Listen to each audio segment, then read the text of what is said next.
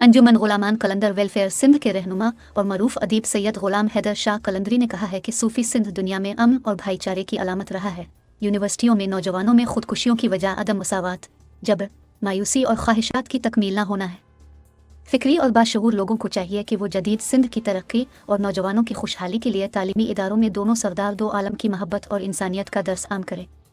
ये बातें साईं ने मसूब हरगड़ी के करीब दरगाह सैयद हाजी मोहम्मद यूसुफ शाह रहमत अल्लाह के सहन में मुनक़िदा सालाना महफिल हदिया कसरत दुरूद पाक के तकरीब में अपने रूहानी व इस्लाही खिताब के दौरान कही, जिसमें 3 अरब 53 करोड़ 95 लाख दुरूद पाक और 832 ख़त्म कुरान 58 अल-दलाइल अल-खैरात 79,792 सूरा यासीन की इज्तिमाई दुआ भी की गई।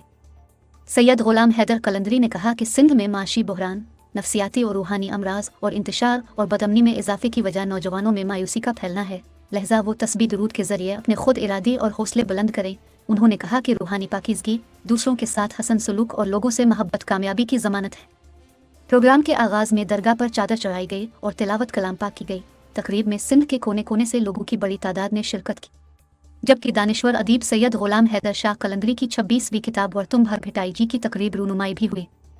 इस मौके पर सैयद मोहम्मद इब्राहिम शाह, सैयद अब्दुर्रहमान शाह, मोहम्मद इब्राहिम हालेवट्टू, मोहम्मद उर्स जतोई, हुसैन बख्श बुलेदी, शफी मोहम्मद सोलंगी, GM सरकी, हक नवाज चाचर, मीर मोहम्मद रिंद, मोहम्मद बख्श नायूं, खालिद हैवर, नवीद कुरैशी, रहमतुल्लाह भरगड़ी, नेमतुल्लाह मस्तूई, आदम सोलंगी, डॉक्टर मुमताज़ कुरैशी, शमशाद अली थैबू, रफ़ीक अहमद काकेटवट्टू, रजब बरफेत, लायक बरफेत, चिनियसुल बरफेत, गुलशेर लोची, एजाज मस्तूई, अजीम खास खेली और शेर खान भी मौजूद थे।